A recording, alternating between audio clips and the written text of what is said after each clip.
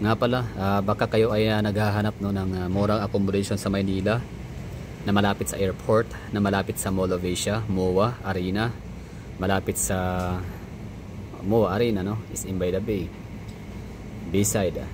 So, ito yung lugar na magandang puntahan ho ninyo for staycation. Ito yung pinakamagandang location na pwede nyong uupahan, no. Mag-rent kayo dito per night, staycation, no, or 2 nights, depende sa inyo. Since may mga 'di ba, ang MOA malapit lang dito. So, ang MOA 'di ba nagkakaroon ng yan, maraming event, may mga concerts, 'di ba?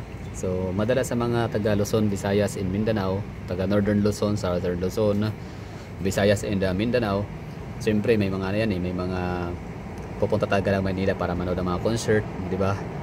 Manood ng liga, manood ng kung ano ng mga event, no, na ang magiging host, ayun, no, MRT.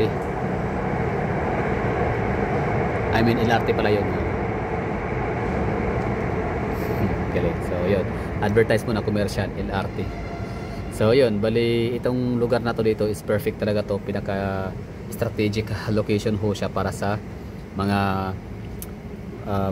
may mga transactions na may mga business transactions or kung ano mang mga transaction, no, na gagawin ho ninyo sa MOA, sa SA Mall of Asia, or may mga flights, no, yung mga iba papuntang abroad, di ba? Nag-aantay na ng kanilang araw para umalis. So pwede kayo dito magstay sa aking nagstay ho dito sa aking yung tinuluyan. So it's 999 pesos only. Maganda na rin siya, hindi siya lodge siya, hindi siya yung typical na Dimorvi or Sogo Hotel. Kahit pa maganda ang Sogo Hotel, disente pa rin naman kahit pa paano para sa akin. Disente siya kasi depende naman sa intensyon natin yan eh. So kapag Sogo Hotel, ibig sabihin nun matutulog lang talaga siya. Pero meron na silang short time na ino-offer like 3 hours. So ibig sabihin may mga purposes din yung mga ganun, no? So parang hindi siya din maganda para sa iba, no? Marami akong may mga nagko-comment talaga sa comment section natin diyan sa mga Sogo Hotel and accommodation, mga hotel natin na check-in dito sa Manila. Talaga nasasabi na parang napaka-jahi daw talaga kapag check-in daw talaga sa hotel kasi sa Sogo, kasi ang Sogo is meron daw talagang hindi magandang reputasyon, no? Kumbaga well known sila sa mga short times at kung ano pang mga hindi maganda sa pakinggan, no, lalo sa mga sa mga wholesome or sa mga ang tawag dito wholesome or mga basta, no, yung ayaw talaga nila mag-check-in sa mga ganong lugar. So hahanap talaga ng iba. Kaso nga lang hindi naman lang masyadong carry yung mga hotel, no, mga 4-star hotel, 5-star hotel kasi syempre price masyado. So gusto nila yung mura, decente. So meron tayo itong aking tinuluyan ngayon. Mura na siya, decente pa. So ang pangalan nito is Park Avenue Mansion. So matatagpuan na din, malapit na siya sa LRT, MRT Tafa. Kita niyo naman, 'di ba? Dumaan yung LRT kanina. So ano bang hitsura ng kwarto na kinuha ho natin? So pakita ko sa inyo. Maganda ho siya. Malakas yung aircon. Pinatay ko nga muna kasi mamaya na ako mag-on ng aircon kapag matulog na kasi napakalamig. Yan, ito yung kwarto, 999 pesos. So naghahanap, ayan, ito yan, Yan, minimalist lang ho siya. Kwarto lang talaga siya, plain, di ba? Yan. So pagka-araw dito, maganda to dito siyempre pagising mo kasi siya, open air, di ba? Buksan mo lang itong window shield. Tapos meron siyang blinds, may curtains pa, hindi pala blind, cortina, di ba? Tapos ito naman yung meron siyang mesa. Tapos request kayo ng upuan, pwede kayo magkape dito. Tapos ito naman yung kama, higaan. Maganda, komportable. So 999 pesos, konkreto, soundproof. Very good, no? So mura yung para sa akin mura yun. Tapos pwede ka magluto sa labas. Papakita ko sa inyo itsura sa labas, Tapos hanggang sa pinakalabas din, sa pinakalabi. So ngayon dito muna tayo nag-umpisa sana sa kwarto. So just in case lang ba na hanap niyo is mura pero maganda, 'di ba? Malinis, 'di ba? Hindi amoy alam niyo na, 'di ba? Yung kagaya sa mga napupuntahan ko ng mga tawag na ito, na amoy chlorine. Kailangan talaga ng chlorine kasi yung iba talaga may ginagawang hindi maganda rin. Ibig ko sabihin may mga ginagawa silang alam niyo 'yun. So, yeah. Kaya pag dito, ang gatong mga linen, ang ganda ng building sila, di ba? Malinis na. Tapos ito pala accommodate dito pwedeng ano ha, 2 hanggang 3. Oo. Tapos paglalampas na doon ay magcha-charge na ng 150 pesos. Oo nga pala, ang 999 pesos is 24 hours. Di ba madalas sa mga staycation na napupuntahan ho natin is 22 hours lang ho talaga siya. Like check-in is alas 2 ng hapon tapos check-out alas 11 or alas 12. So dito, 24 hours. Di ba? So ubusan talaga ng oras. So ito yung itsura sa loob. Yan o, yung aking bag. Yan. Aircon, malakas ang aircon. Inoff ko muna kasi napakaginaw.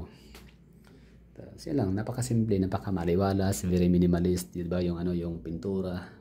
Di ba wala kang makikitang ano, mga ipis, wala kang makikitang lamok, di ba? Tapos soundproof po talaga siya. Tapos ito naman ay ano, hindi siya kagaya sa yung Dimorvi, mura lang yung Dimorvi. Recommended ko rin talaga yun, no, para sa mga nagtitipid. Ayan nga lang, may minsan hindi rin maganda makikito. Parang ano, parang mga napaka-stricta, no? Napakatapang ng mga taga-counter, mga cashier, no? Yung mga front desk officer, parang antapang, oo.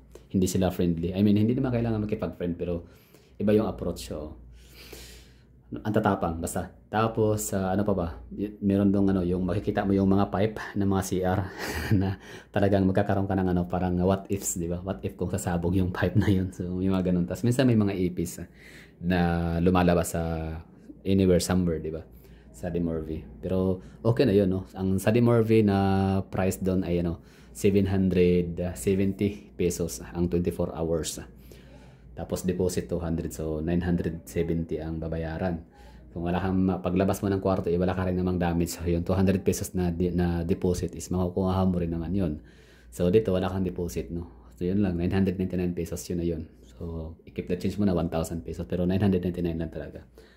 Tapos ang ref nito is nasa labas lang. Meron silang kusina, may hugasan. So ang kaibahan kasi sa Dimorvi, sa Sogo, doon kasi sa Sogo Dimorvi, ano lang, every moment, parang ano, kailangan mong bumili ng init tubig para magkape, bumili ka ng pagkain para makakain.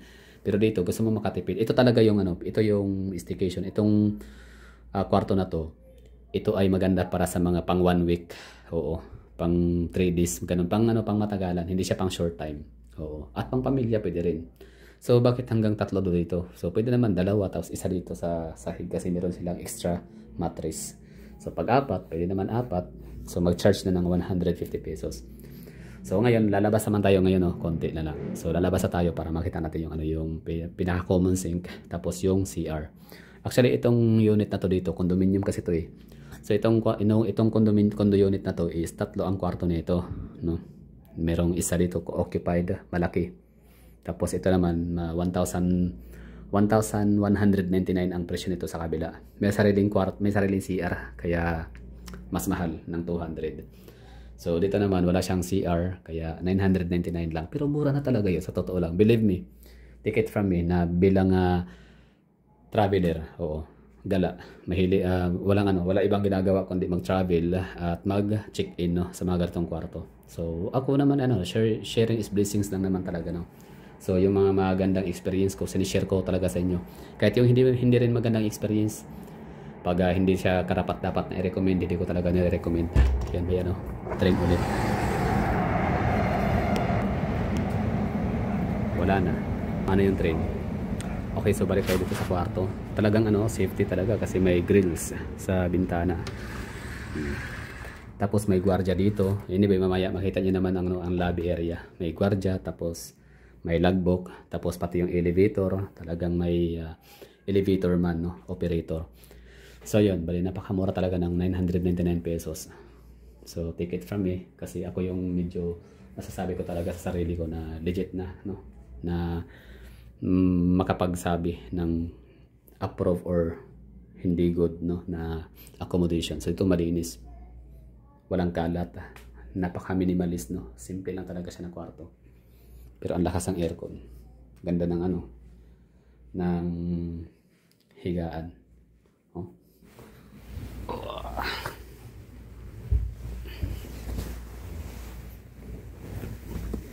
Oops. Diba? Napaka-komportable. Sarap ng tulog dito.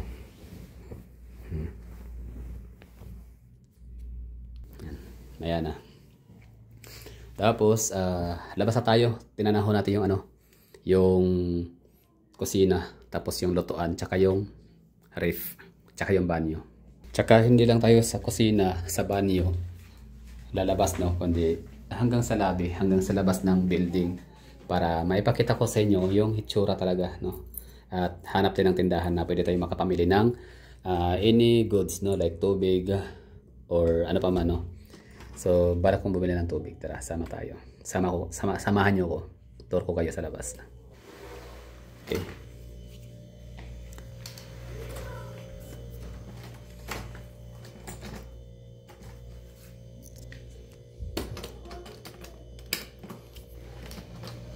Padlock na.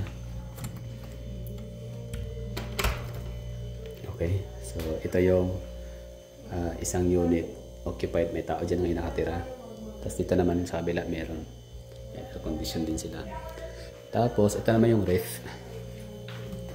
Dito ilagay yung mga goods, yung mga pagkain, di ba? May lagayan sila.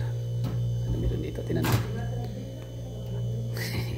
Marites. Ayan o. Ito yung ref, no? So common. Tapos tubig kung gusto nyo. Ayan, pwede po magsaing. May rice cooker, may hugasan, may mga plato, mga basic lang na mga kitchen utensils. Yan, kaldero, may kawali. Ano meron dito? Yun o. Tapos may wifi, syempre malakas wifi nila. Yan. Diba? Syempre ano to, no? Review vlog, 999 pesos. Pero ito na yung you can do ito, di ba? Yan na. O, ito yung loob, ha. Yan. Ito yung kwarto na kinuha ko. Ito yung kabila mas malaki. Sariling kwarto. I mean, may sariling banyo. At ito yung malaki din. So, ito naman. Okay. So, switch off. Okay. Ito naman yung banyo. Yan. So, yung banyo nila. Yan, may tabo. Tapos may shower din. May mga nakasampay na damit. Malinis, mabango. At merong anong tawag dyan? Yung dyan lalabas yung amoy, di ba? Okay na yan, di ba? Staycation. Pero itong na to, banyo dito, more likely ito na talaga gamit dito para maligo. Kasi itong dalawang kwarto, meron silang kanya-kanyang CR, banyo. Ganun. Tapos meron ditong may kakatok. Yan, sino ho yan? Diba? Condominium talaga kasi siya. Okay, labas tayo.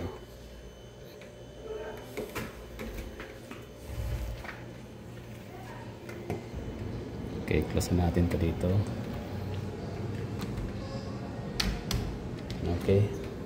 So ito yung labas ng ng condo. Condominium. So maganda rin. May gwardiya, tapos merong merong operator sa elevator. Okay. Yan, may pusa. Hello, Ming.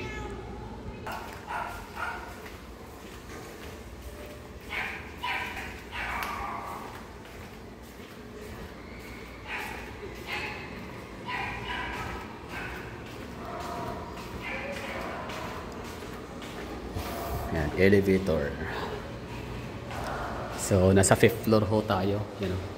Tapos, syempre, mayroong CCTV camera. So, ibig sabihin, safety. Yes, pag safety ang pag-uusapan, ligtas ho tayo dito. 5th floor. Park Avenue Mansion.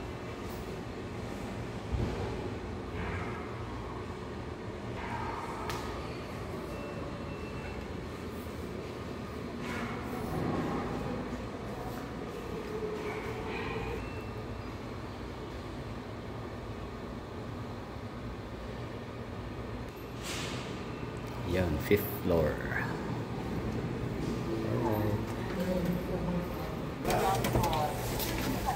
Alright.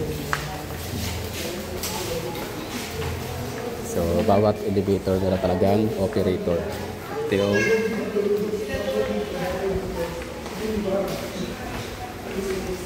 lobby area. Car park.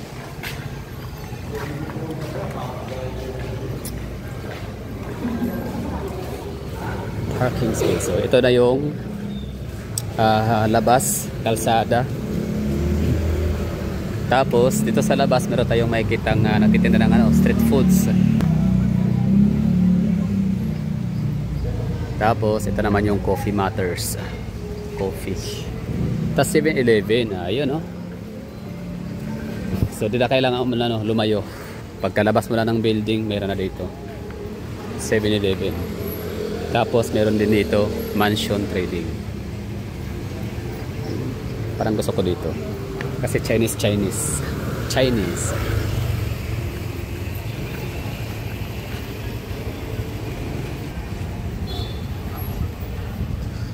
Okay, so labas tayo. Hindi ko naintindihan yung mga paninda.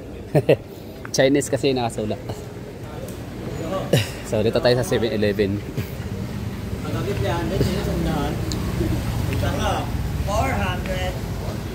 Okay, so yun lang, no? Okay na tayo dito. So pagkalabas mo ng ng condo, ng iyong unit, pagkababa mo, so ito yung makikita mo dito. Ito yung bubungad sa inyo. Merong mga kainan, balot, meron dun? Good, yun? Nakita ko dito, parang siya, nightlife. Ano yan? Beer house. Ito yung ito yung mansion. Diba? Laki niyan. Mataas din, no? So 21 floor.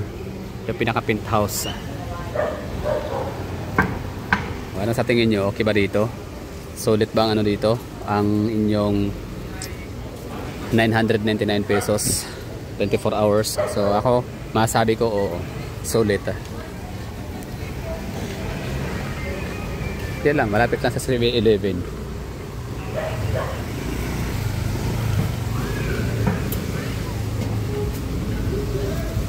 Good vibes. Bakit siya good vibes? Park Avenue Mansion, Pasay. So, good vibes. 2.0 by Team Paya Mansion. Okay. Kailan pala to? Kailan tong Kong TV? Paya Mansion. Okay. Team Payaman. Tapos Alphamart. Okay, so parang dito tayo mamili sa Alphamart. Solve na tayo. So maraming thank you sa mga nanonood, no? At sana nagustuhan niyo ang vlog. Sana natulungan ko kayo. Sana ay nakatulong, no?